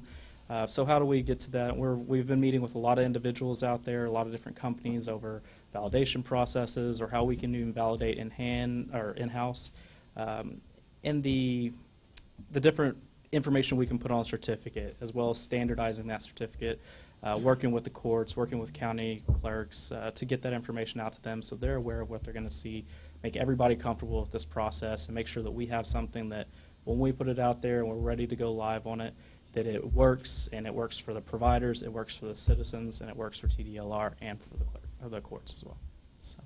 So we're hoping to get that, and we're very close on that one, and so hopefully the next time we're meeting, we're giving you all an update on exactly what we're doing on that one. And so that's something I'm very excited about. I'll touch back on and go out to our public outreach thing, and I actually wanted to kind of tie into something that Mr. Barrett said earlier, if I can. He mentioned, and I completely agree with him, that we should be working to collision-free driving, and I don't think anybody here in this room disagrees with that. We are working towards that. Ray and I had a conversation the other day about changes to the POI. We discussed earlier that there's still curriculum changes that needed to be made. We are aware of the fact that this needs to be updated, and we do have to do something different to enhance this process. One of my jobs as compliance is going out, as I said, and meeting with different work groups and everything. We meet with the Crossroads Coalition, and one of the initiatives that we have is to teach children at an even younger age. So the TMCEC, Texas Municipal Court Clerks Education Center, is producing stuff, and they're going out and they're actually talking. And these are the partners that we have in this coalition. They're actually in schools, and they're training kids in elementary and primary schools to understand vehicle safety, bicycle safety, roadway using, even if a kid's not behind the car, how to cross the street, how to ride their bike safely. That kid crossing the street on their bicycle that doesn't understand those road laws can be a hazard for you all in the vehicle or even for themselves. And that's something that we're trying to get them all ready before they hit 15 and walk into a school completely oblivious to anything driver education related. We're trying to start them a little bit younger and get that message out to them so they're already thinking, they're already engaged. They sit down in your classroom, they're already semi-professionals at it. Like, oh yeah, I know not to do that, or I know what this traffic signal does. And so that's some of the things that we really are passionate about, and we're hoping to start incorporating and tying all these things together. Those initiatives with our driver education, updating our POI, our curriculum to make sure that we are reducing fatalities and collisions with our young drivers and new drivers, even the adults that are just learning. So, and if y'all want to see any of these handouts or booklets, we got a lot of them already there, so I'll be happy to pass them out. I am going to touch back on Senate Bill 30, the Community Safety Act, or not Senate Bill 30, to 1051 for our ASL courses. As Angie said, we are very much in the thick of that and trying to learn as much as we can. And we have met with a lot of wonderful people in that. Three Bridges is a group that's around here, and they do a lot of ASL videos and teaching. And we are learning on the fly as we go, and we're learning so much. Like they said, we're meeting with Texas School for the Deaf come tomorrow. And even there, they even say not just one of them can do it. There's CIDs, certified interpreters, and all kinds of things that we didn't even know existed besides just an ASL interpreter that's out there. So there's a lot there that we're looking for, and we're very excited about what's to come on that. And then last but not least, I'm going to tie back into the inspection stuff that Blake brought up. We do training for the inspectors from compliance, and I know Ray and his team constantly meet with them as well. It is a learning environment for us every day. No one here at the department is ever wanting to just sit on our laurels and not learn. So when you bring that information up and Ray wants to hear it, we do. We take it to heart. We met with the inspectors on December 13th to go over, and we've already done this once before. I've already talked about it before. And we're going to constantly re-engage with those inspectors to learn what are they seeing out there, what are the roadblocks they have, or what's in our rules even when we talk about removing roadblocks and burdens on businesses, what in the rules are they required to inspect that doesn't serve a purpose, is prohibitive or intrusive into y'all's world? And so that's something that we talk about, is not only retraining them, but what can we do different, what can we do better?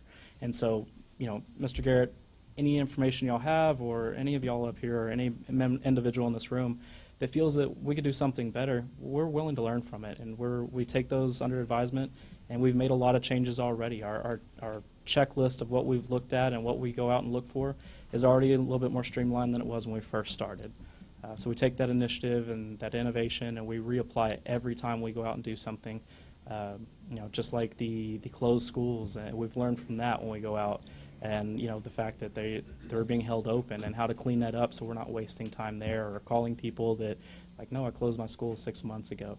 And that brings us back to training these individuals, and when we go out and talk to everybody about how to properly close a school so it's more effective for you all, it's safer for the citizen, so that they're aware of their rights and that they get the services they need and transfer to a new school or a new program.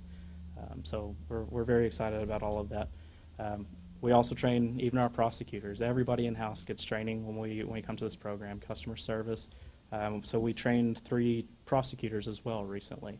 And while they don't work on driver education and safety individually, or specifically as their main job, they are a part of that. And so we want everybody here to be well equipped to answer any of those questions and serve you all or our public as we best can. So, and that is all for my presentation, and I just made your time by Very 1 nice. minute. Thank you so much. Any questions? Yes, Jim. What is, can you tell me, Carlos Reyna, can you tell me what the timeline is on the electronic certificates as far as when the course providers will be able to start implementing that? And because I know comments have been submitted to you all, and what? I don't want to take away, I believe GC is going to have a better timeline when they come up and talk about rules for you a little bit later. I mean, I could speak to where we are as far as certificate design. We have 3 different certificates that are ready for review, and once we have something, I don't know if we'll be presenting that to you all or for review or comment on, but we have some stuff in-house that we're looking at. We have some processes that we've been meeting on as far as validation or how to make this as secure as possible. So I think very soon we will have something that is out here, and I'm certainly hoping by the next time that we meet that we'll have more of a concrete, this is exactly where we're going for you. But I can't give you like a 3 weeks from now you're going to have their certificate and new metrics and a new process in hand. Thank you. Yes, sir. Any other questions? That's it. All right. Thank you all for your time. So much, Michael. Appreciate it, Ray. Thank you. Thank you very much. We're going to go ahead and take a 10-minute break, and we'll be back in exactly 10 minutes. We are in recess.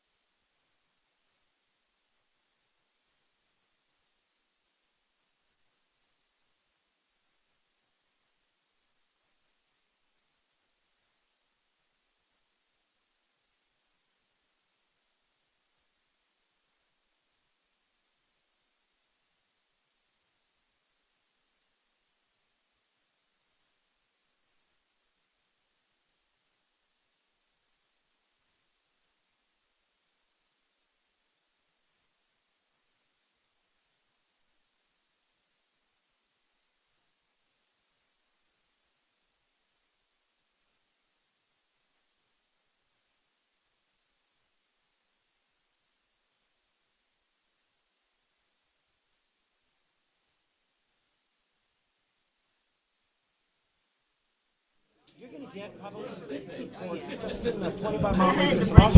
And those are the lists that you want to ask for first. It's going to take you a little bit of legwork. You got to start right now.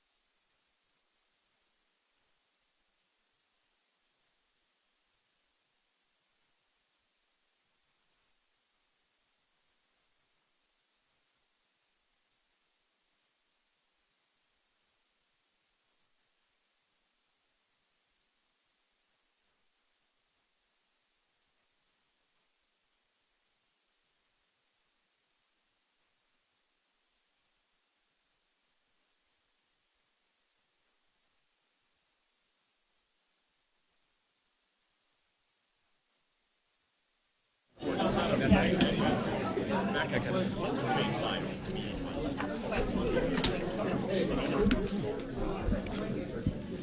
Thank you, everyone. We are back.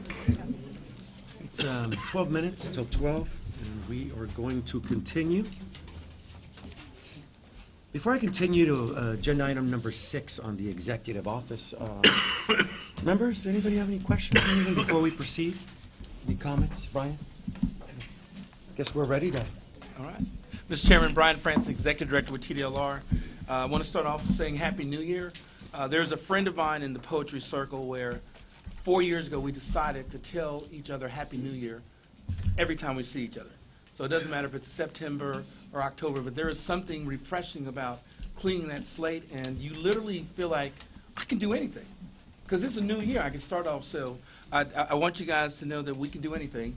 It's a new year, so we're going to put that on the record. To the advisory committee, I want to thank you. We've done some great things. We've done some great things in a short amount of time. But as Mr. Barrett pointed out, we got some work to do. We still have a lot of work to do, but I think there is an opportunity for us to sit back and appreciate the hard work, because I think we all remember the conversations of, oh, the bill and the program transferring and earthquakes and volcanoes and dinosaurs coming up. But I think we've done a really good job. Can we do better? We will. And so I'm proud to be working with you. I'm super proud of Ray and his team. I want to definitely point out, and we saw Ray and we saw Angie, but there's some backbones in there. Ann and Brian, Bill, and Shanesty and Jennifer, our new person. Y'all just kind of wave your hands if you don't mind. Ray's got a great squad. He's got some talented, smart, very committed individuals that are busting their selves every day to get it done right. Their heart for service is amazing, and it's humbling. And so I just want to thank y'all and make sure you guys know that we appreciate everything you guys have done for us. If you didn't pick up on the theme for education examination, TDLR's responsibilities have grown significantly. There's no question about that across the board. But there are some huge, important projects that landed squarely on Ray's team's shoulders. When you look at the Community Safety Act, when you look at the ASL driving program, those are major. They're important. They're important, and those are huge projects. Blake, I want to assure you, they're going to start off looking like something really good, and they're going to finish it. We got to get it out there, but we got to put our best foot forward. But it is going to improve incrementally as we move forward. How we start is not how we're going to finish with that. Ray also has other major stuff in his area that's not driver education related. He's got to do a new certification program for air conditioning contractors. He has to do a new certification examination for industrial electricians. He has the OEP program that Jennifer's like carrying on her shoulders with Ann, and they're working this thing out.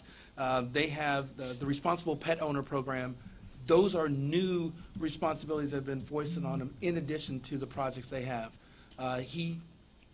He's never had a fro, so his head is just going to catch up with mine. It's going to be slick as you can imagine, a little baby's backside before you know it. But Ray can handle it. But I'm proud of what they're doing. Debbie talked about NHTSA. That is something that we are committed to doing. I've already chatted with Angie and Ray. We're going to get that look. That look makes sense. Having a third party come in and tell us what the national perspective is and seeing what works for Texas as we go through that absolutely makes sense. So we will be reaching out to them sooner than you can imagine. We've also talked to Debbie to make sure that we have a presence at their April 20th, is that correct? Yes, sir. April 20th conference. We'll be there. We have to be there. Those are the things that matter for us to become educated in this process. So we'll be involved in that and moving forward with that. Strategic planning's coming up. You know, Debbie was at the table and she was just throwing those hard balls, but those are the same balls we threw at the group, which is what can we do better if you're king or queen for a day? We're getting ready to go through that cycle again, so we'll be going around the state, probably not to as many cities because we're going to use more electronics to gather data, but we are going to be out there doing that same strategic planning process. And this industry, as represented in this room, that's breathtaking.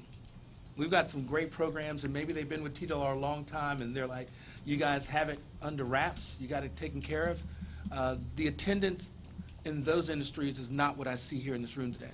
This is fantastic. This keeps government open, it keeps it transparent, keeps it honest, it keeps it focused. So I'm really appreciative for you folks coming here. I am going to encourage, though, take advantage of that public comment period. Get up there and tell us what's on your mind, because you got something. I mean, I see some people with a little ticker tape scrolling across their head, all these questions. But get up there and share with us. We will also remain after this meeting when it's concluded. So if you have questions about education examination, we'll have them in the corner over here, and enforcement will be over to the right, and compliance will be there. You've made the trip. We've got some folks that came from Lubbock. You've made the trip to be here. So if there are questions you have, we'll stick around so we can answer those for you, okay? So you build a team, you draft some new bodies on here, and then you find out that one of your star players is going to go off to another team. And that's what we found out with Dr. Lark. This will be her last meeting with us. She is living in South Carolina. So there's no attendance issues, members. She came in from South Carolina for the last meeting to make sure that she was present. Your group has had great attendance. The meetings have been fantastic. Dr. Lark, your voice will be missed. It will be missed in these meetings. You know, what you added in regard to the Community Safety Act conversation, that's necessary. So we appreciate you being here, and we appreciate the service that you give in Texas. And if you guys would join me in just a round of applause for her.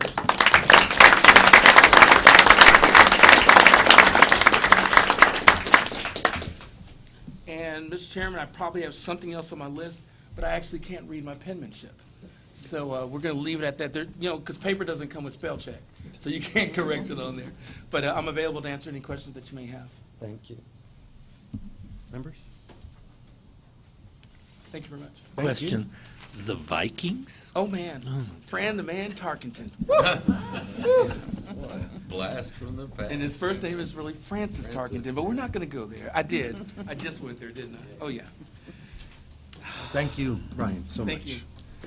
Our next item is item G, the discussion, possible recommendation on the proposed rule amendments for the Texas Administrative Code, Chapter 84. Della, I'll just let you take over. Okay, thank you. Good morning. Good morning. Della Lindquist, Deputy General Counsel. Before I launch into the rules, as you can see, there's a theme going on here today that we have some great new staff added to our team. And in keeping with that, we have added a great attorney to our team. His name is Mark Gladney, and he's going to be taking over, carrying the reins for this program. And I told him how great you were, how fun to work with, and that you all came to the meetings and participated so well. He brings a wealth and breadth of experience in administrative law, and also some criminal defense work, which I think will lend itself toward working with the courts in maybe the certificate protection issues and things like that. His most recent work was head of the Lemon Law Division there at DMV. So this was the program that got him closest to moving vehicles that we could find, at least at the present. So he's excited to be working on the rules. And the second group of rules that we'll have in item H, he really, he helped with all of it, but he really participated and began to involve himself in that at that stage. So he will be primarily going over item H with you. Since I started the G work back in the fall, he started in October. I'll discuss the item with you, but we're going to kind of combine the two because we need to explain the timelines and how this is all going to play out in conjunction with the curriculum work that we set aside in order to get these bill implementations adopted. So these rules are a gift that keep on giving for a long time, but I think hopefully you find that they're getting better and easier and more streamlined, and that's the whole point, and we really value everybody's input. So unless you have further questions on anything, and Mark, if you would like to say any words, I'm sorry, I didn't mean to just take over. Oh, I was going to wait until Okay. we got to my item. Okay, all right, fine. Then we will start with item G. As you recall, back in the fall, we came to you with some bill implementation amendments Primarily, it was SB 848, HB 912, which were kind of our cleanup bill, and then one of the bills was HB 1372. The reason we separated some of these bills out from the Community Safety Education Act and the other bill, 1051, I think, is because we thought at the time we would be developing these videos and we would need a little extra time. We could go ahead and get these rules started, and maybe by this time in the game we'd have the video done or the ASL, and it's taken a little bit longer. But as you can see, our team is working diligently on that. So that's why there seems to be sort of an arbitrary, why are we splitting these rules up? And that's, in a nutshell, kind of why we thought it might be better. But at the end of the presentation, we'll talk about timelines, what's to be expected, and then if we start back with the curriculum changes that we had targeted last year, kind of when we would have those ready to go. So, as you recall, back in the fall, we presented these rules that you see now with SB 848 and 912.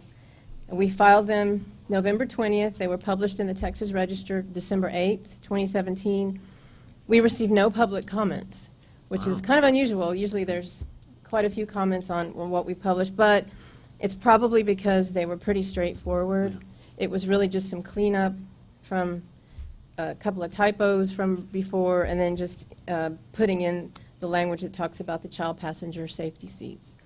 So what we'd like on this particular set of rules, what I'd ask of you today, unless you have further questions or if you want me to go over each one, is that you recommend these to be adopted at the Commission's next meeting, which will be February 20th, to become effective March 15th of this year.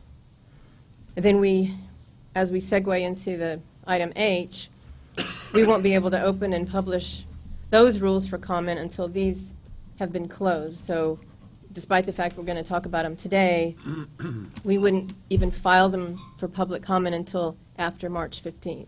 Reopen, and then probably the 19th of the month for that, and go through their 30-day comment cycle. So trying to be as clear as mud. I know it's kind of confusing to have all this, but so I'm happy to go over that first filing with you, or if you want to just move to recommend those be adopted on February 20th. I so move.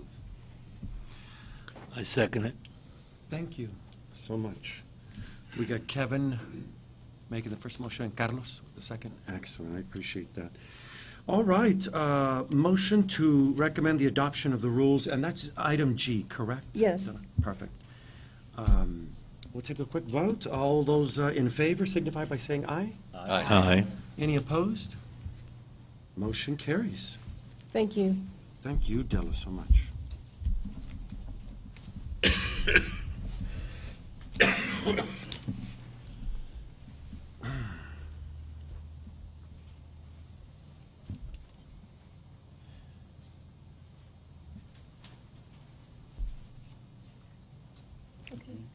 Oh, okay.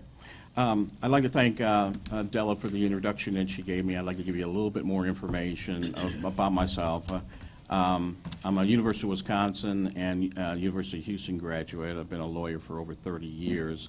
As Della mentioned, I spent half my career in the private sector doing mostly criminal defense work. So the discussion that we'll have today about the Community Safety Education Act certainly strikes home for me because it's certainly a significant piece of legislation. And in agenda item H, I think we're talking about two significant pieces of legislation in SB 30, the Community Safety Education Act, and SB 1051, which deals with accommodations for deaf and hard of hearing students. So I really look forward to working with this committee.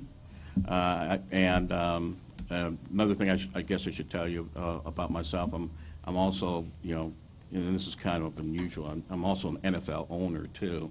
I own a piece of an NFL team, one that Brian probably is not very favorable about. So I hope to be working with you guys a long time, but if the Packers win the Super Bowl come next year, there's a possibility I might not be around. And Carla James, He's not here. TDLR, you'll notice Brian's missing from this Oh, yeah.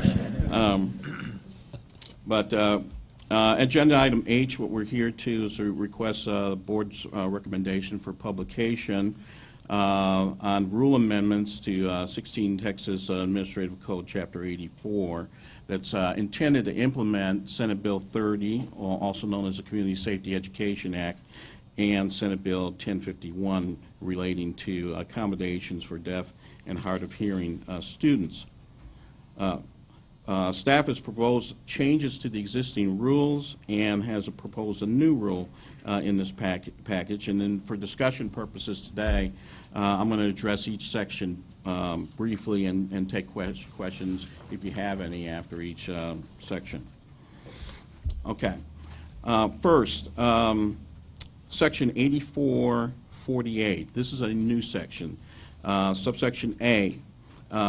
This subsection is intended to implement SB 1051, requiring a driver education school to make reasonable accommodations and provide aids and services for the classroom portion of the driver education course that are consistent with the Americans with Disabilities Act for deaf and hard of hearing students. Subsection B, proposed subsection B, requires an applicant for a driver's education school license or renewal to supply a plan for complying with the ADA requirements. And in subsection C, new subsection C states that a school plan will be in compliance with this section if it uses the department's American Sign Language online course. So, having presented the first section, new 84.48, are there any questions or comments? Kevin Knapp. So all we'll have to do is just say that we're complying by using the state's course. Yes. That's all we'll have to do. Yes, and you've heard previous speakers talk about where the course is in terms of production, which apparently right now they're still working on it. Right. But if you do utilize the department's online driver education course We'll be in in compliance. ASL, that would be sufficient. Perfect. This is Carlos Reyna. Question. Would that require a course provider who offers ADM courses now to just have a link on their site? And on a traditional school, will that require a school to possibly have a computer available for the student to take it there? This is Della, and I also invite anybody from compliance or E&E to weigh in, but it just says that we have to make it available. So I don't know if we've thought through every piece of how that would be, but I envision it's an online video and probably a link. But That would probably be the easiest way going about it. Okay, the next subsection that we'll address is 84.51. Now, in subsections A and F1, we corrected a citation error from the Education Code, changing it from 100.1.212, which is a non-existent section in the code, to 1001.112. That was the only change. Are there any questions or comments related to that one? So, Mark, where did the non-existent code, what did it do? Oh, I'm just messing with you. You missed when I was messing with you, unless you heard Oh, I it. heard you. Oh, okay. I heard you. That's why I came in and defend my honor. I can't help it that the Packers have 13 world championships and the Vikings have 0. Ouch. And counting. Okay, we're on to section 84.500.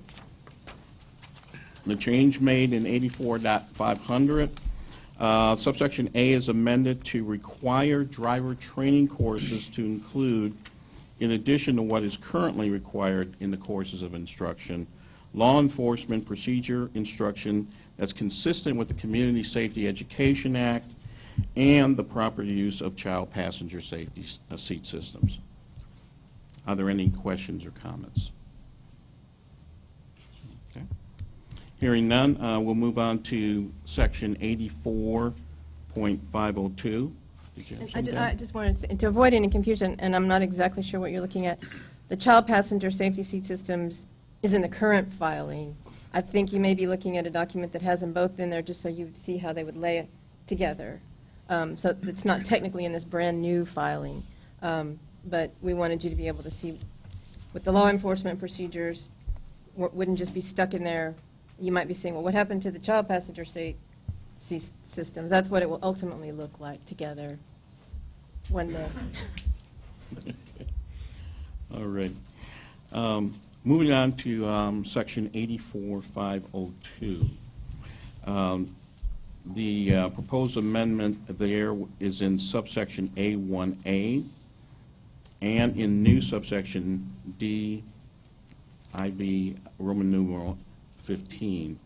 These were added to include the educational objectives of the driver safety courses, which discuss the law enforcement procedure instruction that's consistent with the Community Safety Education Act.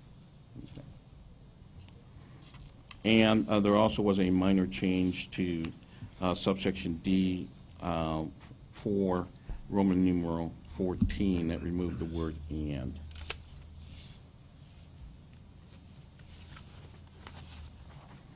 There were also number changes to subsections Roman numerals 16 and 17, since there was a new subsection D, IV, Roman numeral 15 that was added. So we just moved the number changes downward since we added a new subsection. Were there any questions on this particular section? Okay, hearing none. Move on to the next one. 84.503.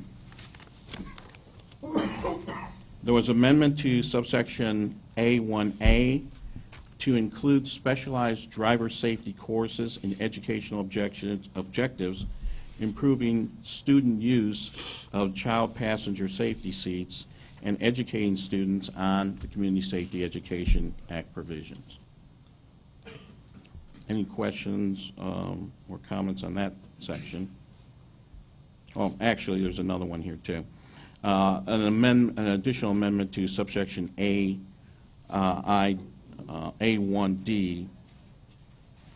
3, Roman numeral 4, regarding the knowledge of driving laws and procedures to include instruction in specialized driving safety courses on the procedures noted in the Community Safety Education Act. Now, having read both those amendments, is there any questions or comments? Okay. Then we'll move to 84.600.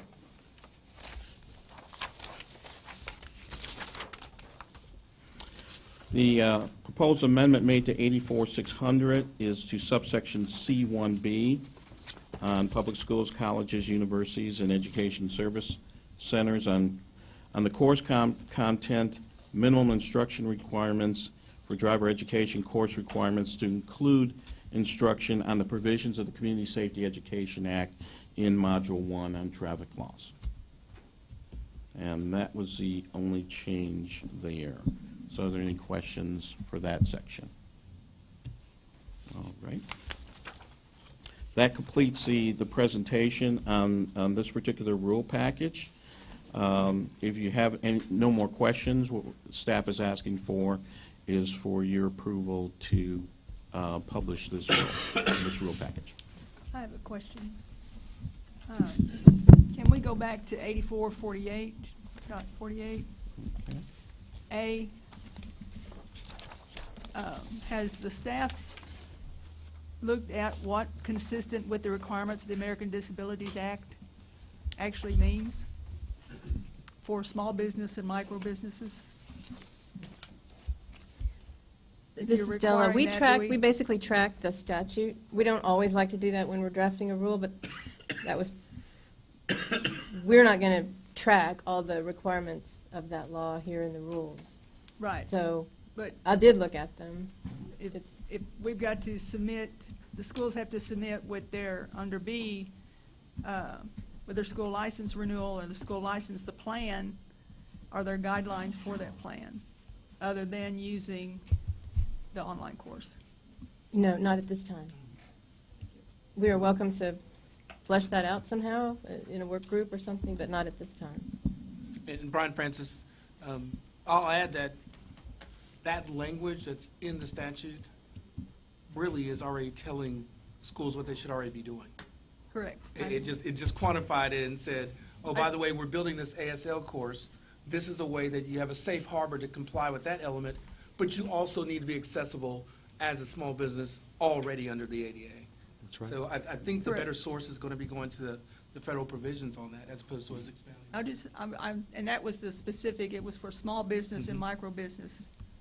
There may be provisions in the American Disabilities Act. Okay. Thank you. I think citing to that, also, reduces the, the overall size of the rule, and it's also not necessarily good rulemaking practice to put all that stuff in there, especially since there's an existing federal statute that Correct. you can reference rather easily. Oh, not It easily. doesn't read that great, I've can read it find several it, times. but as to understand, You yes. find it, it doesn't read very easily, but, it's certainly there for everyone. Any other questions, members? I'll consider a motion to, what we're doing here, Mark, is we're approving it just so that it can be published? Yes. March? Yes. That's what all we're doing, okay? I'll consider a motion. Committee members? I move that we approve it with the noted correction. Thank you so much, Doctor. I What appreciate that. correction? We have a motion on the floor? Did we make a correction? Sorry? Do we make- Second. Did we make a correction? No, with the noted changes.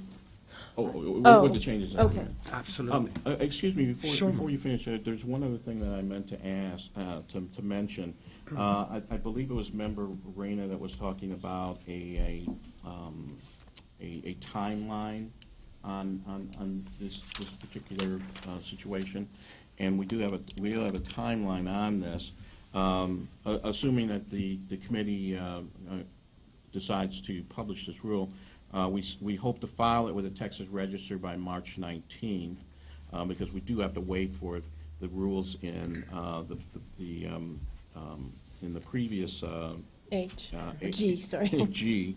We do have to wait for those F, rules to F. become effective before we can actually publish these rules, because there's overlapping rules in both G and H. So March 19th was when we file it with the Texas Register. It would be published in the Texas Register on March 30th. We'd have a 1-month public comment period, so that would close April 30th. And then possibly a committee meeting with y'all, again, after we receive the comments, if any, on this, early May. There's a scheduled commission meeting for May 25th, and the effective date for this rule package is slated to be July 1st. July 1st. Wow. Excellent timeline. Thanks. Okay, well, let's take a vote, members. All those in favor, signify by saying aye. I don't know if there was ever a second. I'll second. Thank you, Kevin. I thought I did hear second. a Nina second. did. Yeah, I think we had a second over here. Thank you so much. We got a double second. Thank you, Kevin. Any opposed? Motion carries. Excellent. Thank you, Mark. Welcome, by the way. Thank you very much. Hope to be here for a long time. Unless you win the Super Bowl. Yeah, and that's kind of up to him. If they win the Super Bowl. Thank you. So I'll Thank say you, Mark. just Thank one you. last thing with regard to the timeline for the curriculum that we kind of put on hold. We would probably meet with the work groups during the spring and summer, and then wouldn't be able to publish anything until after these were adopted. So looking at maybe the summer month to publish those, provided we've been working on it during the spring and summer. So we might be looking at a fall, mid to late fall adoption of new curriculum, if that's. Carlos Reyna here, and my other question, I think, had been about the timeline on electronic certificates. Was that the same timeline you just quoted? It could right be, there? because we're going to hopefully appoint a work group today Yes. to focus on we have some ideas. We had the summit last fall, but probably need a work group to really drill down and come up with definite language for the rules. Okay, thank you. Thank you, I appreciate that. Actually, Della, if you don't mind, just really briefly, on item, the agenda item I, it talks about the appointment of a work group. It's regarding safeguards to prevent unauthorized production or misuse of uniform certificates of completion and the certificate numbers when issued electronically. That's the work group that you were just talking about right now. Yes. Okay, perfect. Thank you so much, both of you. Very kind. That next item on the agenda, I figured 4 people, it just can't be enough for a quorum. So where are we at right now? 10 members official? So 4, I guess it wouldn't be any more than 4. 4 is the option. That's it. Members? I mean, I certainly, David, I want you on that one. That would be fantastic. Anybody else would like to volunteer? Thank you, Carlos. Absolutely. Absolutely, appreciate it. Thank you. And we got room for one more? Blake. Excellent. So those are your members right there. It's going to be Carlos Reyna, if you don't mind. It's going to be Glenn, please, Blake, and of course, David Bruce. Sorry I speak fast. You got them all? That's going to be the, what are we going to call this work group, I guess? We just call it electronic certificates. I like it. Thank you so much. That is our new work group. Good luck, you guys. I know you guys are going to do a great job. The A team. E-team. Any other questions before we move to item J, recommendations for agenda items for the next committee meeting? Members, can we add anything, any agenda items that we want to add for our next meeting? Anybody have an idea, anything at all? I'd like to see the progress made on trying to get a NICS, the technical assessment group here. Definitely have a report on that. Do we put that on the agenda? We can do that. I think it's worth having a public comment, particularly if there's some discussion that the board will have. So that'll be a discussion then, Nina, on the, specifically? Right, the technical, actually, it's technical assistance. The assessment costs the state money, but the technical assistance is free. Yeah, we want that free 99 one. Okay. Yeah. Yeah, that's the one. Absolutely. I move to add that to the agenda for our next meeting. Second. Thank you, Carlos, will second it. All right, all those in favor signify by saying aye. Aye. Any opposed? Okay, motion carries. That'll be added to the agenda for the next one. Anything else? members? Chairman Brian Francis, we'll have the standard elements, the staff reports. That's right. We'll reach out between now and the next meeting, and if we're able to get in touch with Coach Jordan's family and ensure that they'll be in attendance, then we will have that item on there. I think we will only keep it on there when we know they're going to be able to arrive. I don't want to have it recurring and Sure. pending. That doesn't feel good from this end. Then obviously we'll have the elements for the rule updates, for both of the packages that are out there, work group reports and updates for the e-certificates. And then Ray's side will have significant updates on the major bills, Community Safety Act, as well as Senate Bill 1051. And then I think we'll also be able to put some elements on there for strategic planning. We should have already completed by that time our external focus group sessions and also getting maybe some posts from the Facebook, so the Facebook and the internet, right? So we'll have that available as well and present that information to the advisory board. Very nice. Thank you, Brian, so much. The next item is really the discussion of our next meeting. I think we already had them, right? We had set some times. Looks like we've got Wednesday opportunities for May 2nd and May 9th. Hearing what Mark said, that the rules will probably close on April 30th, the 9th would give the staff a little bit more time to assess those. I don't think we're getting a lot of comments on this particular package, but I think it's still important to build in some time for them to review any comments that may come in. So the 9th would be the better date for the And this staff is for what month? May. Of May. Okay. Members, how does May 9th sound? Sounds good. It's good. Right? We're all good with that? Fantastic. 10 o'clock start time still, Mr. Chairman? I'm sorry? 10 o'clock start time, is that That's still good? perfect. I love Okay. that 10 o'clock Outstanding. time. get to sleep in a few minutes, yes. May the 9th. And that's really all we need. Before I adjourn, I'd like to, we're meeting with Ray and Carla. It's going to be the work group right now for the Education. curriculum. And I know I'm part of that. Carlos, you're there, Nina? Yes. Right, I think, and who else is that? Okay, Yes. perfect. So stick around, because we're going to, yeah, I might not even be on it. I think I am, but I might not be on it. Either way, we're going to stick around afterwards. Other than that, if there's nothing else, thank you, Steph, so much. Everybody that's here, we really appreciate you coming down. You got, of course, those of you that are watching us on the internet too, members. I really appreciate that. Dr. Lark, thank you so much for everything. I wasn't aware that you were leaving. Thank you so much. It was a pleasure. It was a pleasure serving you. Thank you very much. Meeting is adjourned.